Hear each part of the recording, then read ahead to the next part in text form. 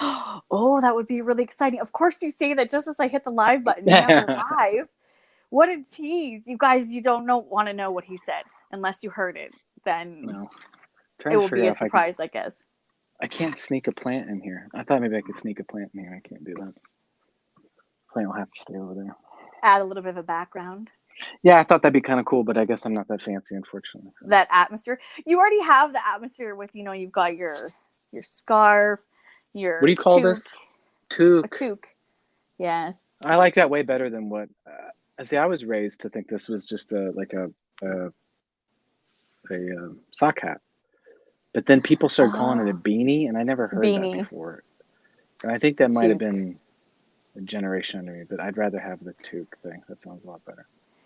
Damien, thank you for coming. Leah, thank you for coming. It's not real if Damien doesn't call me Cool Guy Carl. Okay, so Hyperactive Bookworm is all the way from Australia, and she was in the last one, and she's jumped over here, which means the world. We've got Heidi who's in here. Linda is now hanging out with us. Heidi said Heidi helped out today. Linda helped out today. A lot of helping out today, which was really nice. Yes. I know. Do y'all? There's Rich. Hello. Do y'all have a? Sorry for swooping in. Just down in Australia, do you have a word for this? Is there a specific Australian word that you use for a sock hat type thing? If so, I would love to know of it. Also, I don't know, like what time is it there? Is it noon there? In Australia, they're I don't know. 15 or 16 hours ahead of me. Ahead of you. So that's so I would say close to noon, yeah. Noon. Good guess. Chris, what's up? Aussie beanie. Okay, cool. Yeah. Okay, so 11:30 in the morning. Yeah, so it's almost noon.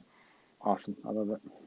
All right, so we have the man of the hour today, Kyle Winkler, with us, because today his collection called Oh Pain released his collection of stories. There, I was like, I don't have a physical copy, so you. This is the only physical copy I have, and it's got that band. I think the only person who actually has a physical copy yet that doesn't have the band on it is Rich, who's in here. Rich I think he ordered the first copy off the site, and we got it today. So took a really pretty picture of it too.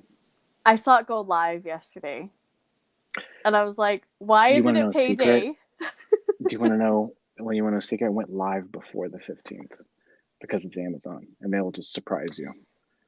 Well, because I know you upload your document, and then it's like anywhere from this amount of time to this amount of time, right? And then it can just right. So if you're like, oh, I'm going to publish my book on X day, you have to do it 72 hours in advance because they have to approve it. Could take up to 72 hours. Could take 72 minutes, and mine was 72 minutes. I was like, well, I need to make sure that I'm way ahead of the game, and I pressed it, and then an hour later, I was like, hey, congratulations, you're ready to roll. And then I have that debate of like, do I tell people or do I wait? No, it was nice because then that way people aren't like necessarily actively searching until that specific day that you already said it was going to come out. Yeah. Thank you, JC. Gotta look good. Lipstick. Yeah. That's like fire truck red. Priscilla, yeah. From Virginia. Hello from Virginia. Yeah. Okay. So I'm excited. I haven't had a chance to read any of the stories. Kyle was asking me that yesterday, and I'm like, I'm sorry, I haven't. However, I have read Kyle's other piece, and he twisted and messed with Linda and my minds like crazy. I'm so excited to dive into these stories. The first thing I want to know is, where did the inspiration come from? Did you just have a bunch of stories out there that you really wanted to put out, and you're like, I'm going to put this collection together, and I'm just going to release them? So yes, part of it was, so all the stories in here, in the back of I'll tell you this, I can even show you. In the back, there's a publication history. Ooh, there it is. And it has, in order, the story name, where it was first published, and the year it was published. I went back, the first story, actually, it's the last story in the collection, but it was the first that was published, was in 2009. So all the stories in here are from the last 12 years, the oldest one being that. And of course, I probably started them before that. Now, I only exclusively wrote short stories for a long time until I started trying to figure out how to write novels. And then once I felt comfortable with that and practiced with that, then I felt very comfortable with that. And then I didn't write as many stories. And so these were just the ones that were out there. And then some that I tried to get published with, through my representative, like my literary agent would send stuff out to like the New Yorker, try to get those out there. And the New Yorker would say a nice thing and they'd say, no, thanks. So don't you hate that? They're like, yeah, we loved it, but no, we're that's not gonna every publish rejection it. I get. That's every rejection I get. If you're a writer on here and you've done, you know what this is. You know exactly what I'm talking about. And there's been bad rejections, but there's also been, most of them are like, oh man, I know I'm going to kick myself in the butt later. I did a tweet about this like a couple of days ago. It was something like, wow, your book is so talented, you're so great, and blah, blah, blah, but I'm not going to buy it, or I'm not going to read it, or I'm not going to whatever. It's not for us. It's not for us. I'm not the right person or whatever. And it's like, okay, well, I don't care anymore. And part of it was, I didn't know if any of these would see the light of day. I mean, they were seeing the light of day on the internet, but after their initial publication, which could have been up to a decade ago, I didn't really know if there were many people who were reading it anymore. And I thought, well, one thing you need to do is to give them another life, is to collect them. And so I decided I was going to do that. The Nothing That Is, the novella I published in April, was a giant experiment. It's going to mess with your minds if you haven't read that one already. And I think on the whole, the Nothing That Is was, to me, it was a success because it did what it needed to do. It found readers, absolutely, people who both wanted to read it, who didn't know anything about it. I mean, I was very, very happy with, the audience it found. That's really all it was to me. It was just trying to establish. Shortly after we connected, I was seeing it everywhere. People were posting it, sharing it. They picked it up in a book haul. People were recommending it to other people. And I thought, this is so exciting to see for an author. I didn't really expect that. And I think my excitement, part of that I attribute to you and to Jason, Jason's Weird Reads, and I attribute to Eric Ragland, who had me on Cursed Morsels podcast, which was, I think, still one of the coolest things that anybody could have done. The three of you having me on and do stuff, and it was just really great to like get to know people and meet. I mean, I'd already been kind of like swimming in the waters of the horror community for a little bit, but to sort of beach myself, is that the right metaphor? I don't know what. Well, and I got to take that whole trip. I got to take that whole trip, that whole world with Linda. It was nice to have a friend to read it with. And we were saying that this is something that would be perfect to read it with a friend or read it as a book club. Somebody that you can, dive in. And I see Heidi disliked my review of The Nothing That Is. Thanks, Heidi. She disliked it? No, she just liked it. She just liked it. Oh, okay. Yeah. So she's like, that's it. I'm in the chat. I'm also going to, go around and peek through and and the cover. I mean, the cover alone. I'm a huge fan of dinosaurs. Well, you know who else is a huge fan of dinosaurs? Is Steve Stredd's kid. Because that's all his kids were so into dinosaurs. I don't know why I thought of that. Steve's Canadian, that's why. So anyway, they'll continue talking about Nothing That Is after reading Pain. I hope so. 2 books in 1 year. I think I've taken up all my time for the year, as it were. So I'm okay with that. Just for this year. So I had all these out there, and I wanted them to have a second life, really. And then I had all these. I had some stories that were unpublished that I'd been writing, and I kind of had a banner year for stories this year in 21. Published A Smudge of the Head and Homebody, and there was a short I published, but I didn't put that in here. And I'd had at least one story that won an award a decade ago. Kevin Brockmeyer was the judge and chose it as the runner-up in this award for the Indiana Review Fiction Prize, but they didn't publish it because it was too long. So the first and the third place story got published, but mine didn't, which I was very upset about. Anyway, and I've always wanted that to be read. So Anne Lowe was Thursday in Ohio.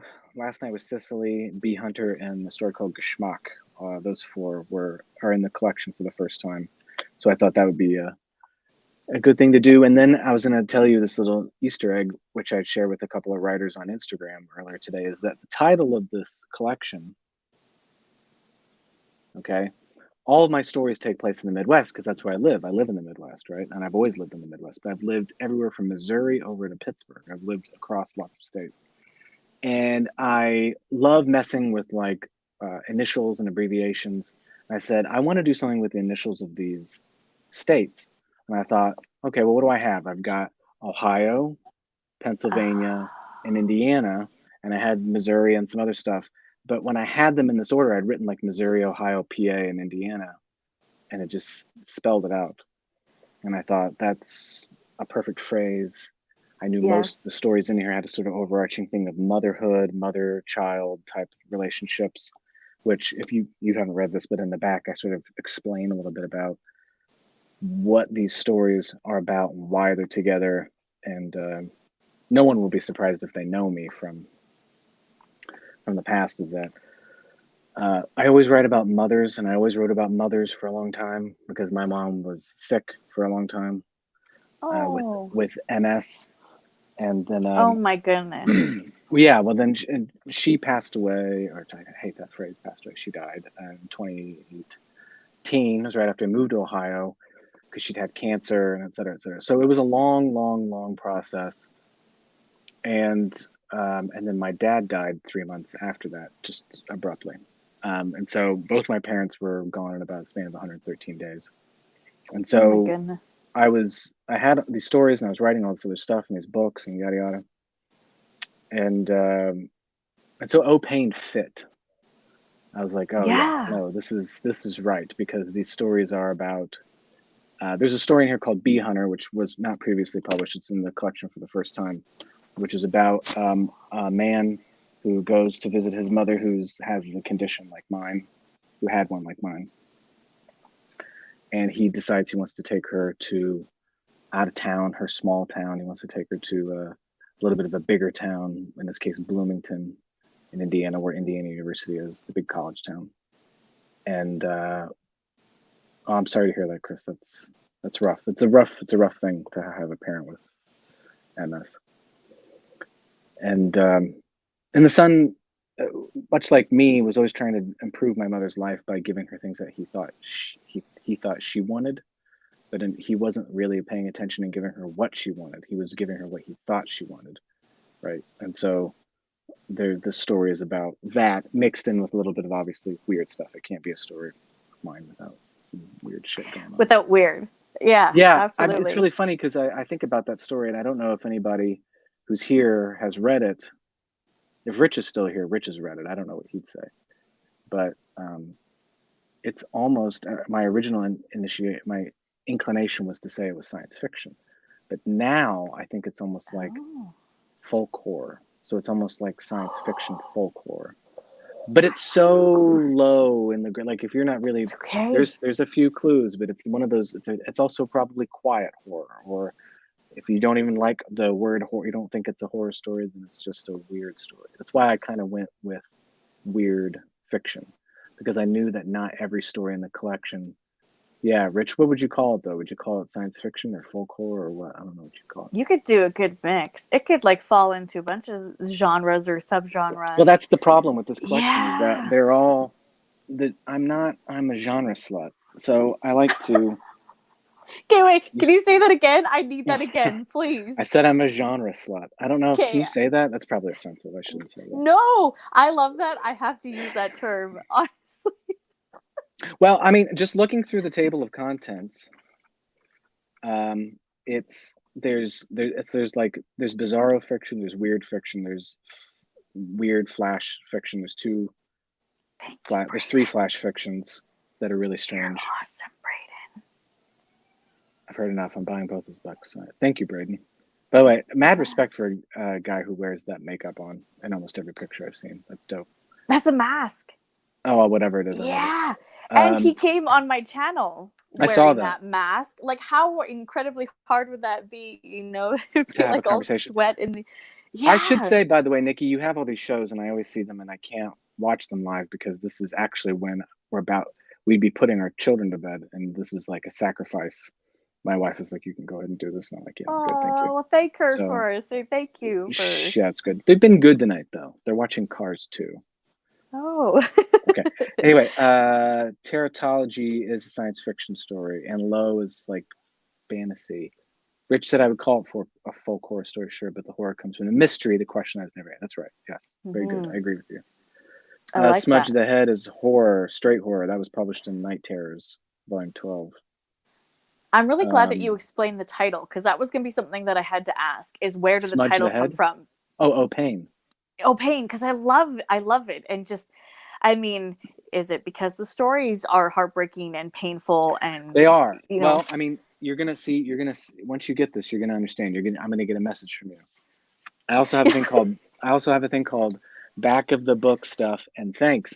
And the first paragraph is about why this book was put together. And the first line is, these stories go back a ways. Each one was painful to write. Psychically painful, emotionally painful, imaginatively painful. And it goes on this whole thing. And that is so hard for an author, right? And I can understand, and I have insane respect for what you guys have to go through when you're writing these things that can, give you all the emotions or bring up, histories, thoughts. It is, but you know what? Reader, In the reader, so here's the thing. If a reader, there's something I do want to say about that, because there's personal pain and there's public pain, and communal pain too. And one of the things I wanted to say was that writing a story is a therapeutic that you might not feel the catharsis of in the moment, but it's not until much later. Like sometimes I'm in the process right now of finalizing the audiobook for The Nothing That Is, which is hopefully going to come out in the next couple of weeks, which is really exciting. The guy who I have doing it is just really fantastic. And I was talking with my wife, and she had been re-listening to it, and she was like, "Man, it really makes me want to read the book again." And she was talking about the scene in the library with the vending machine, and if you've read it, you know what I'm about to say. And I was talking about it to my wife about what was going on with that, and I was sort of self-psychologizing, and I started to cry because I realized what was going on in that scene, what I was doing, what was going on, why I had written it. And so it's the same thing with this. Like I was talking about that story, that Bee Hunter, or I'm talking about I'm trying to think of the other. Oh, and Low, it was Thursday in Ohio, which is a lot about religion and losing your religion if you come from religion, and what that means, and that I don't know. It's a really big debate. It was like I'm sort of moving around here a little bit, but that story, and Low, it was Thursday in Ohio, takes place in a world where everything's seemingly normal, but God is dead, and the angels and all the sub creatures that exist underneath this deity have fallen to earth. They have nothing to do now because there's no God. So now they have to find purpose on earth. But there's still these majestic things, right? So these angels have to find jobs like delivering pizza, working for the telephone company. And in this case, there's an angel that works for the city in Ohio that picks up or eats trash. It eats trash. It incinerates it with holy fire. But part of the process is to try to keep up some sort of religious aspect. So if in the Old Testament, if you read the part where God sends the angel down to kill all the firstborn, but if his people will they take blood from a sheep and they paint, the blood over the mantle or the lintel of their houses, they could protect them and it'll go over them, etc. All this stuff, right? So the people of the city of Ohio have to do this. They have to have blood. They have to, yeah, Nietzsche vibes, big time. I love Nietzsche. They have to do all this stuff, and it's sort of a farce, and they realize it. And the guy and the married couple tries to talk to the angel, and it's both funny and sad. And I wrote it because the religious aspect of my life has been where I was raised religious, and then I wasn't, and I was religious again, and I'm not. And so I was like vociferously anti-religious, and now I'm sort of like, that's not the way to go either. So I'm bouncing all around the place, and I wanted to write something that was like, there's a kind of grief and pain to losing your religion, literally, if you're somebody who had it, because that's a part of you that's gone, and you have to sort of figure out how to live without that. So there's a grief there. So yeah, the stories are all over the place, and I really admire, I guess, people who have the collections that sort of make sense. But there's no way I could ever do that. there, I mean, so I was talking about private pain, and I wanted to say something about public or communal pain, unless you wanted to say something. But there's a story towards the very end called Geschmack. I think it's the one that a lot of people are having a hard time with because there's a lot of Yiddish in it. Why is there Yiddish in the story? Okay. So I lived in Pittsburgh for 5 years before I moved to Ohio, and that's where I did my PhD. And I lived in a little place outside of Pittsburgh, a borough called Wilkinsburg, and I would travel into Pittsburgh every day. You know, multiple times I'd go through Squirrel Hill, which was a very Jewish neighborhood. That's where there's a lot, like the Jewish hub, the Jewish HQ, basically, of this town is. Lots of synagogues, lots of businesses. And it was right after we moved to Ohio that the Tree of Life shooting happened at the synagogue there. I don't know, I'm sure Canadians heard about this up there. It was a really bad shooting. Some racist prick took an AK and went in and mowed, I think, 11 to 12 people. I mean, it was a lot of people, older people. And there was just like this outpouring of grief. And one of the things that really struck me was how incredibly grief-stricken me and my wife were, because I didn't know any of these people personally, but I walked by that synagogue almost every single day. I spent time in that neighborhood. I knew those people. And I consider Pittsburgh my home. And so it's a really strange thing to have that heaviness and not know what to do with it. So Geschmack is the story. Geschmack is a Yiddish word for sort of tasty. If something is Geschmack, it's like, you know, yummy, tasty. And I had this idea where I hate guns too. I think I don't see any purpose for guns at all. And I thought, well, why don't I write a story about a young woman who has a hole in her neck? Suddenly, one morning, she wakes up, she has this hole in her neck, and she can put things in it. It's sort of endless. And nothing comes out, but she has to hide it with a scarf. So but her mother dates this guy who always carries this 9mm around like some sort of jackass. He thinks it's really great. And she steals it one day and she shoves it in the hole in her neck, which is the first line of the story.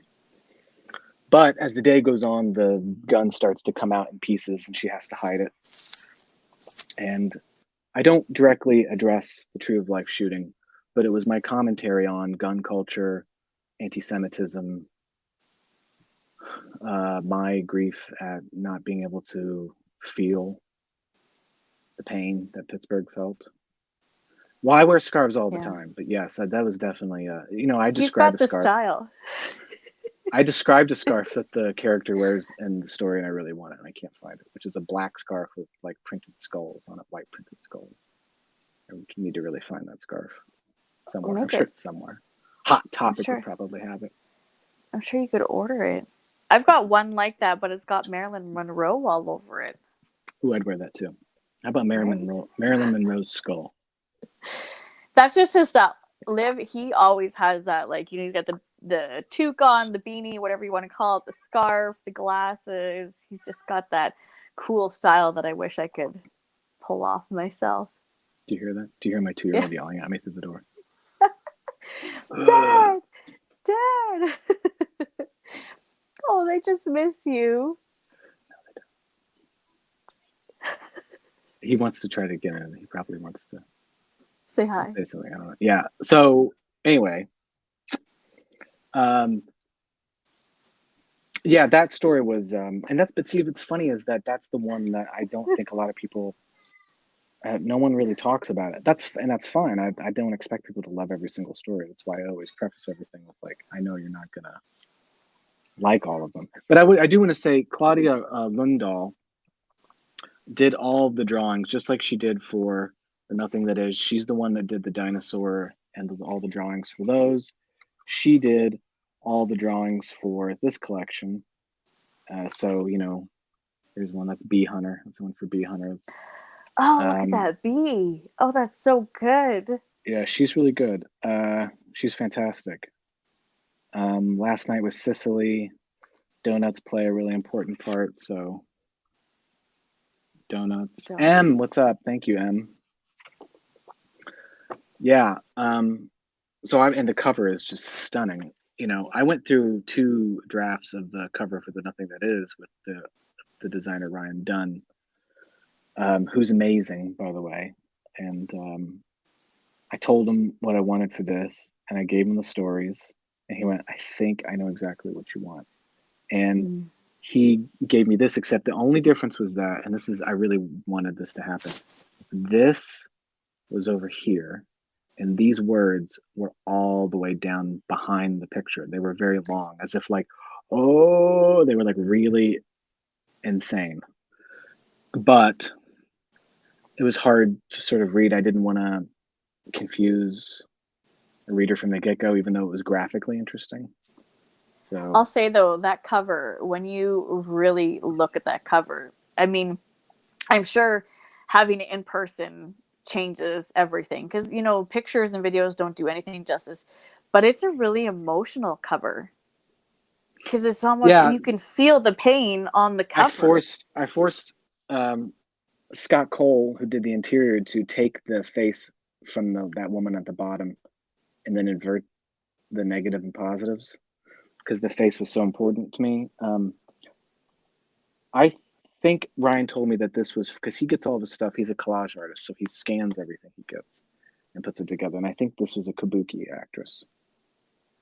And kabuki Oh, is very intense in their facial expressions, and so I thought that was pretty perfect for that. So yeah, I am. I'm really thrilled. Um, here's that's the epigraph. Don't be a martyr. Take the drugs. take the drugs. That's from my mother, who had to take lots of drugs all through her life to make her feel normal and better Mm. and without pain. And I remember I stayed away from, I never liked to take medicine. I didn't like to take drugs, just like my oldest son now. He refuses to take anything that'll make him feel better. And I remember I had a headache once and I just didn't want to take 2 ibuprofen. I mean, and I was like 17 at the time. And this was an offhanded thing she had said. She was like, quit being, it was something like, quit being a martyr. Don't be a martyr. She's like, take the drugs. Like, stop it. Like, quit being a fool. And I was like, okay. So, but that's always stuck in my head, and I thought that was rather appropriate for the theme of the book and for. Well, now it makes more sense what you were saying when you first put out the tweet there, and you were telling people to take the drugs, and I was like, what? Oh, you're like, no, don't do that. But I mean, in reality, I was so, well, yeah, painkillers, but also consciousness raisers. Sure, go for it. I'm all for that.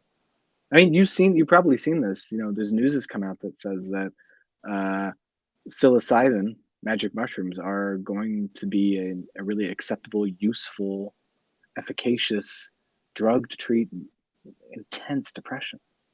Intense, tense depression. I feel like that should not be a surprise to a lot of people who've already been doing mushrooms, probably. So I'm just I like, think, I'm chill. well, I'm psychedelics are turning out to be rather good for us in certain doses, so it's not a surprise to me.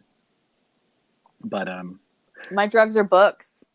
That's oh, hey, what's funny is I actually have been working on a story for a long, long time. I don't know what to do with it. Where it takes place in the future where smoking's pretty much outlawed, and one of the things people do is to get people to take medicine, they lace it into books, and then when you're reading a book, you get your dose. Like if you read 10 pages, and then you get your dose of your drugs for the day.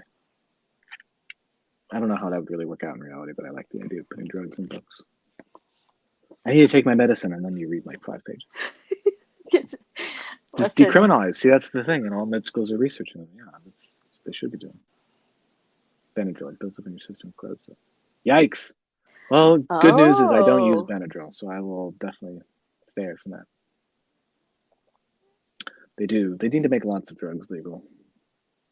And legalize sex work too. Come over here. You wouldn't have any problem. We have. Hey, you know what? We've already discussed this. My wife and I were like, if Trump gets elected in 2024, she's like, you need to find a job in Toronto or Vancouver or Montreal. And I was like, I think you're going to need to open up your horizons. I think we need to look at the Winnipegs and Edmontons of the world. Yes. Yes, that's right. Absolutely. Because everyone flocks to Ontario. But what they don't realize is that Alberta and BC has a lot of work and you get paid very well. And I mean, the lifestyle kind of works out. If you go to Ontario, you may make more, but the cost of living is outrageous. Like to buy a house, like you're looking at millions to buy a house in Well, Ontario. Where if you I've come watched, here, what was the one that it was like HGTV was based out of two places for a long time in the beginning. It Linda, was put them up. Toronto. Put them up. It was Toronto or someplace in North Carolina, like Raleigh. And so I'd always see all the stuff that would go on in Toronto. A friend of mine's trying to get me to move to Virginia. And I was like, but Virginia just went straight red. They just went straight Republican. I'm not my toque scarf wearing ass is not going to fit in Virginia. But maybe that's what we need to be doing is crossing the lines. I'm in a straight Republican state now. Ohio is top to bottom. Is totally. There's just no way it's going to go back. I don't foresee that. So. Would it be unfair of me to ask if you have a favorite piece in the collection? No, it wouldn't be unfair. It'd be hard for me to answer. Leah's right. Any part of Canada is beautiful. It's true. I just find that everyone I meet flocks to Ontario, and I'm like, no, come over here. I need to write something about Canada. I've only been to Montreal. I was there for 3 or 4 days for a conference years ago, and I loved every bit of it. It was gray every day. I didn't care, but it was just really fun to be there. It was. I told a friend of mine, I think I've said this before, I was like, if you can't afford to go to France or Europe, just go to Montreal and get yelled at in French. Because I think I was a number of times. That's okay. The Canadians were playing one night. I forget who they were playing. I think they lost. People were not happy. So that's okay. Canadians? Is that how you pronounce it? Yeah. Us Canadians? Yeah, absolutely. Come visit Canada, absolutely. And Leah wants to know what conference. It was at McGill. It was put on by the graduate department it was a joint English department and art history, art graphic design department, and it was called Silence. And so I'd written a paper about silence in a play by Sophocles called Philoctetes. And so I presented on that with people from all over the world. It was crazy. It was like people from Rome and London. My dumbass did not belong there. It was so cool. It was really, really fun. Did. Yes, it did. McGill was awesome. Montreal was awesome. Canada's cool. I just said this today. If queer folks and Canadians don't support me, I have no future. That's all. That's like my audience. So. Canada's starting to act American. Oh, I can't have that. Favorite piece? Gosh, I don't know. Okay, let's see. I don't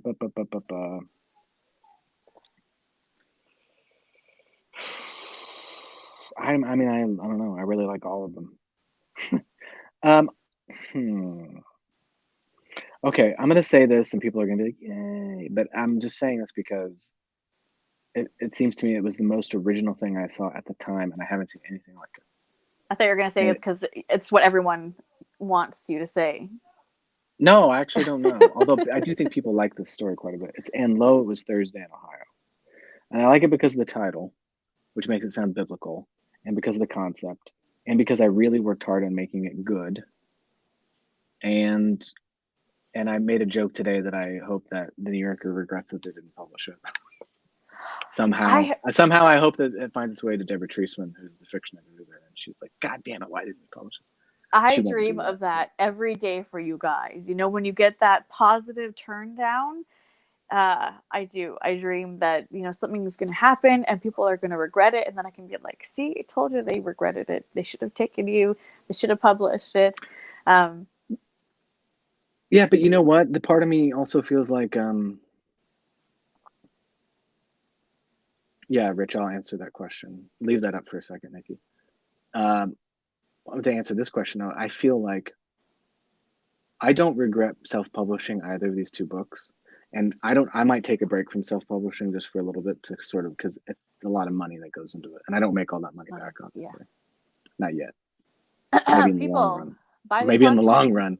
Even if a lot of people did, I still think it would need to be a lot, like it's costly. It can be costly, Hmm. but it's also it's worth it because I am slowly making that money back, and it's not about the money though. It is about trying to just get you. You write for people. You want people to read, Hmm. and reading the reviews that people leave for things. It's a level of communication interaction that you don't get just from like saying hi to somebody on the street, or even from Yeah, like having a very absolutely. particular type of friendship. It's very unique. And anyway, I was going to say that if it wasn't for this, I don't think people who would have normally never heard of me would have known that I was out there. If you didn't think I was going to mention this, you're out of your mind. I've said I was going to dine out on it for 3 months. Michael Sedlinger of The Lineup, which is a sort of creepy online magazine, wrote this article, which you probably saw because I posted. It was like 8 horror authors who are changing the face of horror. And Steve added me. He was like, "Hey, read this." I looked at it, and number 7 was me, and the nothing that is. Now, if you look at the other people on this list, there's no reason why. I mean, I know what you're gonna say. You're like, you totally belong there. But to me, it was like Haley Piper, Eric LaRocca, Duvet Knox. I'm blanking. Oh, V Castro. Um, I have it here. Obviously, I'm not stupid. I keep it up all the time when I look at it because I'm vain. That's not Oh, vain. That's just exciting. Cinepalayo. Yeah. Uh, Obviously, these are all huge names right now, right? Jessica Guess, Autumn Christian. Yeah, that was it. Now, That's 8. now And I haven't so, read all of their work, but there is a bit of a theme there for the few that I have read alongside yours. There is a bit of a theme, so well, I could definitely Haley, say you uh, deserve to be there. Haley's book was mentioned was Cosmic Horror. Cinna's book is weird. It's like horror, detective fiction, crime. Autumn Christian's writing's always weird. But even the writing Duvet is style. Duvet is like he's an entity unto his own. Eric is obviously paving the way for everybody in a lot of ways. He blows So my mind every day. that's I'm kind of just like, strange how I don't know. It's one of those things where I definitely have always felt like I am not. Excuse me, I'm an outsider, but an outsider in a way. The straight white guy's the outsider. No, it's not like that. It's like it's more from a genre point of view. You know what I mean? Like in his description, the Seidlinger who wrote the list was like, Kyle Winkler's writing came out of nowhere for me. And it was funny because like I've been writing and publishing for over a decade. But why would he has no reason to have read my stuff. He doesn't know what you know what I mean? It's just out there in weird places. And so I had to self-publish. I had to take it upon myself. You it's know what I mean? exactly what I was going to say. I Yep, do have imposter the imposter syndrome. syndrome. Yep, absolutely. And And there's a there's really so many. wonderful go ahead, yeah. There's so many of you guys that do, and you guys have no idea how even just like us, like nobodies are this readers, the people that love to support you guys in the background, like how mind boggled we are when we read your work. And when I was saying similarities, I've read a few of those authors on that list, and your guys' writing style, like that, almost that like gritty, poetic, dark, disturbing, yet extremely powerful writing style. It's in there with a lot of authors that were on that list. I absolutely, truly Yeah, I could believe you see deserve that. to be on there. Well, thank you, Nikki. I appreciate that. Good. I'm glad you can see I that now. Well, no, I mean, the part of me, I feel like if I take it too for granted, then that's not good. I need to sort of hold back a little bit and make sure that it's something because I don't want to just like, you don't want to rest on laurels. You want to make sure that you're constantly doing something to earn your spot when someone says something nice, even if it's just a list of 8 people in some magazine. Wasn't nominated for a Stoker or anything. I didn't win an award. I didn't, nothing grand and crazy. I didn't sell tens of thousands of copies of the book or anything, but still, it was a boon and I just was very happy about it. Anyway, long story short, there's that. Why is writing hard for me? Rich asked. About that story. Can you talk a little bit about Why story writing? why story writing is difficult for you? Yes. I can hear my 2-year-old screaming through the vents. That's not a story. That's a real life occurrence right now. It's hard for me because Now that I know how to write something longer, I just always see the possibility of something being longer. And I don't know how to keep something curtailed. And so it's really hard for me to force an ending on something in 4,500 words, Well, and I would 5,000 assume words. too, I mean, to write a book itself, whether it's this massive like doorstopper or just your average size novel, that alone is already hard enough. But to do a short story and to pack full enough entertainment, excitement, to get the story across, the characters across would be extremely hard. So when you see authors that can write short stories, among other things, it just shows their talent for sure. Yeah, there's something about writing a short story it's a particular muscle you have to flex. It's a particular talent you have to hone and know where to go when. And I think that I used to have that, obviously, because these stories in here, I've written them, and I still sometimes do get an idea for a story, but I immediately see, like, oh, if I take this thread and I go this way, then I can make it a novella, or I can make it a novel, or whatever. Yes. So but that can be like a mania, and I don't want to do that too much. So the piece that you read on Instagram, I can't remember if that was the title, was just love, but it was about love. I still think about that piece, yeah, and you read it on Instagram, and it was just a short little, and I still think about it. Your wording, the way you describe things, it just like built this like picture in my mind, and I'm like high key obsessed with it. And you still yeah. didn't send it to me. No, I didn't. I forgot. Sorry. I will. No, that was just I found these old files that I was going through, and it was like I think I was trying to write material for when I thought I might do stand up years ago. But it was also obviously something I was like thinking about maybe using in a story. I don't know. Yeah, it But was I so found it and I good. liked it, and so I just decided I wanted to try to. I thought I'd read it. I get this weird thing going on where I'm like, I'm gonna do something on Insta Live for a while. Then I can't because I'm super busy, and then I'll come back after a while. So, Em says, I feel like it might be harder for you to find a publisher, and why you're surprised that you make lists because you write the unconventional. I agree, there's a greater to themselves more. Yeah, I do feel that to some degree. I mean, in our community though, in the horror community, being self-published is like not frowned upon at all. No. I mean, it's incredibly welcomed. And in fact, one of the things I really do like about it is if you're taken so seriously that you're taken serious. It's like to be self-published in any other genre, it'd be like immediately thrown out. But if you're self-published here, you're held up to a high standard. So like when Ed Lauren, if he on his channel, if he's reviewing something, and he will do that first part where he's like typos, this thing, whatever, and then he goes on, they'll tell you what it is, Or Steve, when he reviews for Kindle Reviews, if there's something in a book that doesn't look right, he will say, I hope that the next one fixes that. And they don't throw it out the window. It's part and parcel of learning how to play the game as you learn to get an editor or a better designer or save more money or get better at it yourself or something.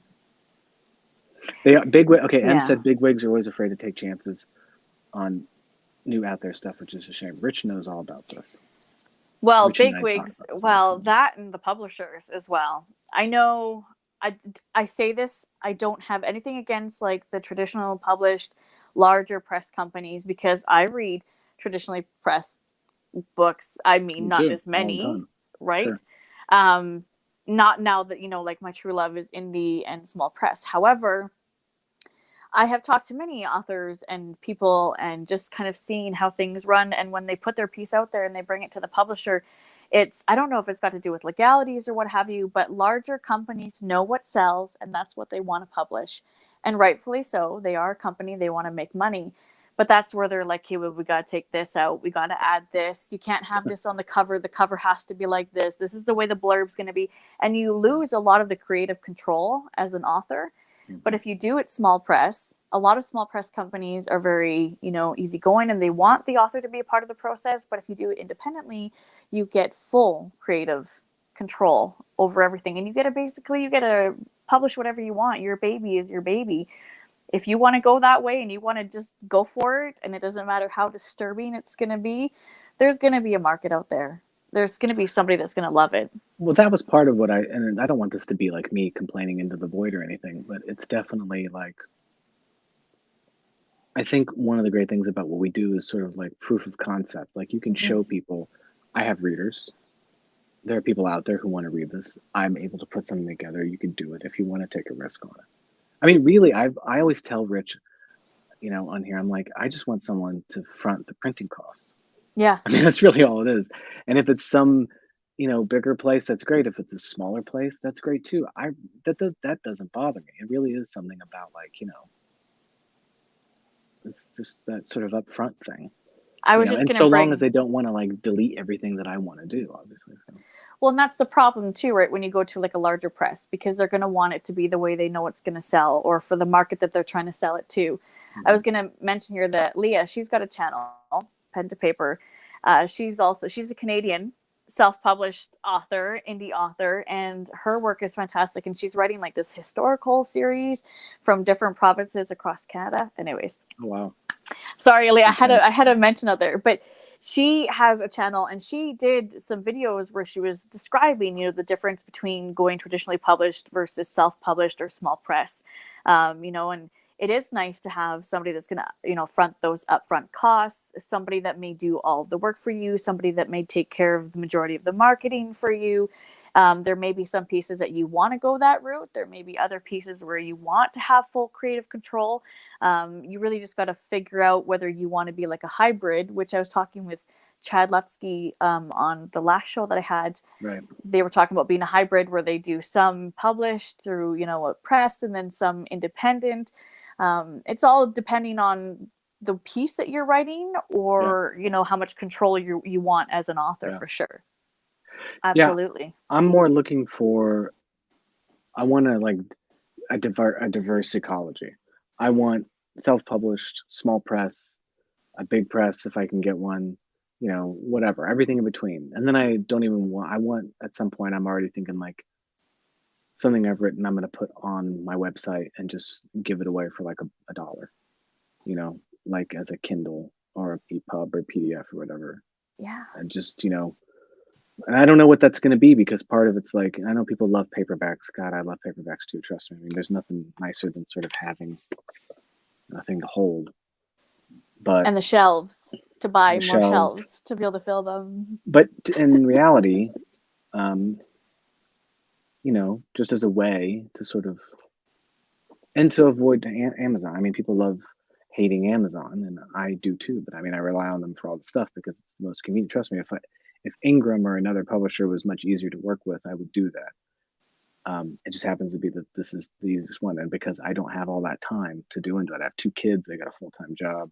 I'm writing everything else. When I'm not working on this type of stuff. So, blah blah blah.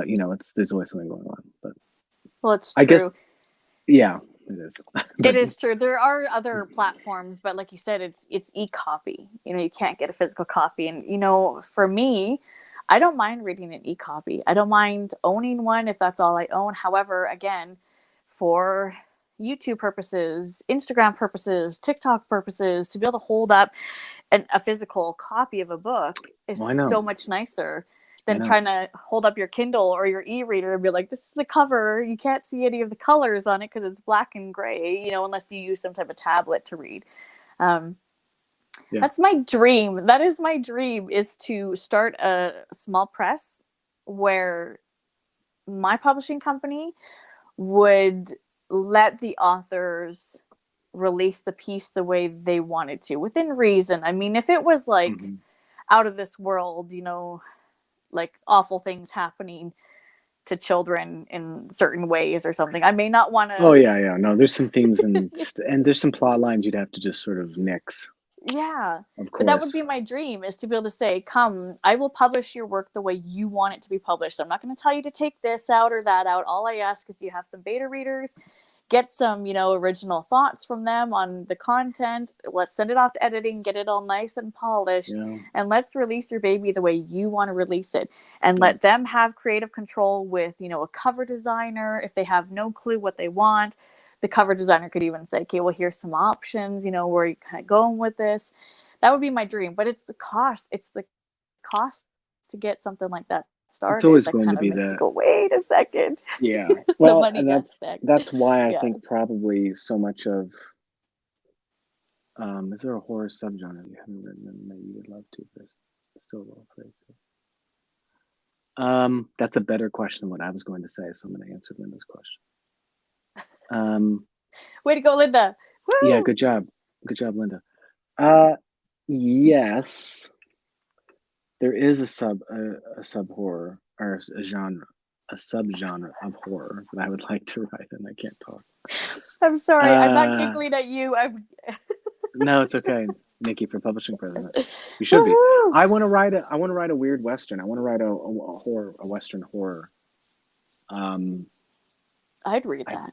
I don't know why I want to, but I do. I think it's because what's the press that does all the crazy westerns? Like, are you talking like the splatter in westerns? Yeah, like Christopher Triana's. Hold on. As I make a mess here of my shelves. You probably have a couple. I know you do. Yeah, who's the publisher? This is Death's Head Press. Yeah, it's Death's Head. Okay, yeah. So yeah, something like that. Something that is, Western horror. I love all that stuff. I think that'd be really great. That'd be really fantastic. But you have to have a character that's like you, that dresses like you in the book. Oh, they'd have something like that. The other thing that I think would be really great, one of the things I really enjoyed about the reboot of Sherlock Holmes with Jude Law and Robert Downey Jr. was that it felt like it was going to go in a horror realm. They can't do that because Holmes is all about empiricism, and so there could be nothing supernatural in it. But I like the idea of that sort of Victorian age, M.R. James, Dickensian type era, but with more like horror, but not gothic. Something that would be more. Did you ever see From Hell, the movie based off the graphic novel of Johnny Depp? That'd be what I'm talking about. Something like that. I would like that. That'd be good too. Can you guys still hear me okay? Yeah. Okay. I just plugged my phone in just in case. But of course, if you plug your phone in, you got to take your headphones out. Sorry. It's a pain in the butt. It's okay. I actually don't. I only got 5 minutes left before I got to go. But one of the things I wanted to tell people about the collection, if they are on the fence about tween horror books are doing right now. Yeah, I know, huge. Well, I know at least 2 people who are writing those. So that's the thing, though. If you go to like a larger press, it will be like vampires are in right now, and then witches are in right now, and YA is like really big right now, and they know what sells, and that's what they want to promote, and that's what they want to publish because they know it's going to bring in the money, right? That's what I love about indie and small presses. You get these like gritty, raw, unique, different stories that you don't get through a traditionally published company. And when you read as much as I read in a year, you need those stories that are different. I agree. Cal's smiling because he knows that the nothing that is definitely different. No. Werewolf shifters, yeah, exactly. Don't forget Werewolf Shifters. Oh my gosh. Sold, you need to write that. I will try. I have 3 projects I have to finish now before I move on to any single thing. He's got to send me his story about love first. So it's not a story. It was just sort of a weird collection of words. But it wasn't even that. And it wasn't even like it was a poem or anything. It was like, I don't know. I don't even know how to explain it, but it was fantastic. Well, thank you. I appreciate that. I will. Maybe I'll send it to you. You can do what you want with it. You can just read it over and over and post it or read it over and over. Yeah. Should I read just a couple pages of the story just to give people a taste for the few people that are still here if they want to hear it? Okay. So I said Anne Lowe was Thursday in Ohio was my favorite story, and it seems to be the one that really connects with a lot of people. So I'm just going to read the first little section. It's about a page and a half. And by the way, the title looks like this, and Lowe has an exclamation point. So it's very biblical, right? Martin Fronimos hefted 3 swollen trash bags for the eating. He had been all day at the computer grading SAT essays. Now it was Wednesday night and dead outside. The folks across the street had barricaded themselves inside, even though trash eat up wasn't until Thursday morning. They had painted their windows matte black. They bought into the theater of the eating. It was a total overkill. To be fair, the horizon in the evening before trash day always fumed a raw liver red that defied anything in the color wheel. It was like some kind of distended pre-dawn that lasted 1,000 years. Wednesday nights were the body paragraphs of the week, Martin thought. But trash day was the thesis statement. Or no, trash day was both the conclusion and the restatement of the thesis. He barely registered the delicate crimson blood slashes over the neighbors' doors. Martin dumped the bags in the bin. He headed inside. You empty the bathroom too? Leah Phronimos asked without looking up. Yep. She continued playing solitaire on her phone. Basement? Got it. He switched on the electric kettle. From the other room, Leah said, Blood? The kettle hissed. When he didn't respond, Leah said, Uh-huh. Martin went to the basement. He hauled up an old cake icing bucket, popped the lid. The smell wilted his senses. Stinking meat, rust rot, salty tang. He retched. Nothing came up. Leah appeared behind him. I'll do it. I'd rather not hear you make a big hairy deal out of this. Let's get a fridge down there, he said. The city didn't say angels need cold blood. No, I mean for us. Room temp blood smells awful. She'd heard this rant before. He'd rattled on about the doorframe's blood attracting swarms of lumpy flies. And the blood should be fresh, whatever that means. She didn't know why they should have to spend money when the city started requiring this biblical bullshit. Uh-huh, she said, and ladled blood into the kitty soup bowl. I eat cereal out of that one, he said. That's why we have a dishwasher. Hilarious. This you have no problem with, but a cat is unhygienic. Leah rolled her eyes. Martin put his hand on hers, mid-ladle, half silly, half not. Leah read his face. Do you want to meet it? No way, she said. Not interested. If I tried to interact with it, wouldn't my face get melted off by heavenly glory? She finished the dip of blood. That's what they say online, she said. She didn't believe any of it, despite a tugging behind her sternum that begged her to. Buying the hype would have wholesale justified all those Sundays she spent praying and singing under steeples. All her youth. They cleaned up and stood around the kitchen a minute. Leah handed Martin the bowl. She straightened up and cleared her throat. And an angel descended upon the avenue and began to eat trash, and lo, it was Thursday in Ohio. Martin broke and laughed, spilling a bit of the blood. She kissed his cheek. They painted the lintel and posts of the front door with the blood. Then they ate leftover pizza and watched a detective show. Martin headed to bed early. Leah fell asleep on the couch with the TV blaring. That's the first. We need to like part. have like clap, clap, clap. This will be M. What's in the? I want to know what Kyle wanted to mention about O'Pain before he goes. Oh yeah. No, I said I was going to say one thing about it. I guess just something about the collection was that something I was actually going to say at the beginning, which is that not all of these stories are one genre. So I tried not to call it horror, despite the fact that a lot of people who follow the Nothing That Is really like horror, and I have more horror stuff to be published, or I've written, and past stuff too. But these stories roam all over the place, which is why I sort of settled on weird fiction, because I do think it falls into that. Some of it's bizarro, some sci-fi, some fantasy, some horror, some not. So it's like it's all over the place.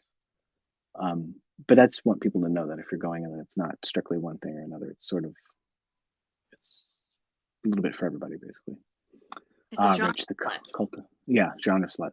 The cult of book exists. I think they feature serious literature, small and indie presses. Yeah, Rich and I are very much on this. This is how this is going to be. Yes. Yeah. He will be right, and I will be sad, and that's just how it's going to be. So. Well, it's not necessarily. Well, I mean, I'm not an author. I was going to say it's not necessarily a bad thing.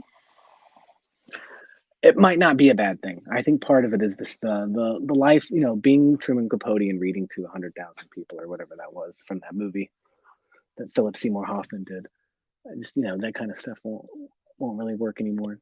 People like Jimmy Fallon or Jimmy Kimmel or somebody will maybe promote a couple of books and something will hit a viral TikTok wave and things like that will happen. Maybe that's what we have to rely on is just sort of hoping that people like you and others will help carry people like me and Rich along. Rich has a book coming out in a year and a half, so Oh, that's exciting. Hey, it is Rich, exciting.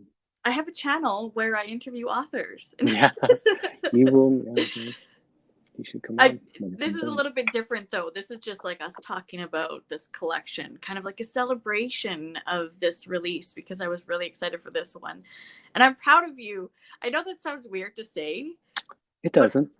No? Okay, good. I just get No, so Steve said that in his review of The Nothing That Is. Okay, good. Because I didn't call Steve. I asked Steve on Twitter about what I should do. And then like 3 months later, the book was out. And Steve's first line in his review was like, he's like, first thing I think of is I'm proud. Proud. And I was like, and I think we don't say that enough to each other, to be perfectly honest with you. So, well, I am. I'm very proud happy of to have it. everyone. When I see, an author's book on somebody's random post that I've never come across, I started TikTok because it's a great way to help promote authors. So I'm like, you know what? If it's a great way, I'm getting an account. So I did. And I will see people's books pop up on TikTok, and I know the authors, or I'm friends with the authors, or I talk to them on a regular basis, and I'll see this book pop up on this random page, and they'll be like, hey, I picked this up because I've been seeing it everywhere. And I'm like, ooh, and I'm like, Yeah. having to go and message the author and be like, guess what? I just saw. Well, that's, again, like I said, we're in a new era, and I'm happy to be a part of it. It's a brave new world, and we're the ones populating all of it. So we'll see. I think it's only going to be good, but it remains to be seen. Do not take my prophecies. There will always seriously. be readers. There will always be people that want to consume I hope so. written work And smell books. And so, You know what I like about this is that it's not backwards. That's the good thing about this. So this is the collection. It's available in Kindle and paperback. And if you want EPUB or a PDF, if you prefer to read it that way, you can get a hold of me. And I can help you out. People who want signed copies can get a hold of me because I'm going to start ordering author copies and sending those out probably. So let me know. Then check out The Nothing That Is if you liked what you heard. And also I had the audiobook of that will be coming out soon. So keep an eye out for that. oh, I'm so excited. I will be buying Thank you, that. Em. I appreciate that. Yeah. Buying that and I'll have to listen to it. Yeah, it's good. It's by a guy named the narrator's named M.D. Merline, and I went through a lot of people for that, and he was very good. I know the Shakespeare reference. I can't get around it. Yeah, please do, and let me know before you go ordering. I know you had issues with that. Hit me up. We'll figure it out. Yeah, I'm excited. Yeah, absolutely. Oh Pain collection by Kyle Winkler came out today. Out today. Get in Gorgeous there, eat cover. it up. Let me know. Absolutely. Contact me if you read it. Let me know what you think. I'm happy to talk to people, answer questions. I was gonna do story notes, but I think I'm just gonna talk to people. Yes, that's what I love, as well as both the indie world and small press, is the authors are so welcoming. You can just reach out and say, listen, I have to talk to you about. I mean, I finished your other piece, The Nothing That Is, the day that you were coming on to my channel for an interview, and I was trying to wrap my brain around what I just read. And we talked for a bit beforehand, but then we talked a little bit more afterwards.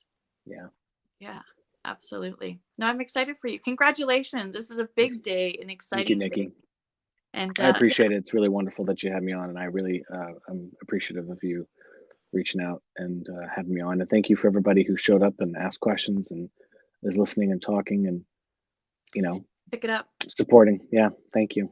Let's plan another buddy read. I haven't been able to read the collection yet. Linda, do it. No. Yeah. Linda will be in there like a dirty shirt with me. We love buddy reads. Yeah. But anybody else who wants to join us and pick up the copy of this collection and read it with us, then let's all join in and do like one big mass reading of Do it. Opain. Buy. Yeah. I need a new Support car. authors and reviews. Yeah. Hit it up on Amazon and Goodreads. Yeah, there's already some reviews on Goodreads, but definitely Amazon will help out for sure. See, she's already down for it. Need a buddy read. I'm there. Let's do it. All right, everybody. I gotta go help out. I think my kids are already in bed, but I need to go. You have to go adult. I get it 100%. Thank you for coming on and celebrating this day with us. And thank you for everyone that came to chat with us. And go and pick up a copy of Opain and read it. Talk to me about it. Talk to Kyle about it. Leave reviews. Do all the things. Thank you. Absolutely. I appreciate it. Okay, everybody. We'll talk to you Have a good later. night. Buy the book. Be good to each other. Bye-bye.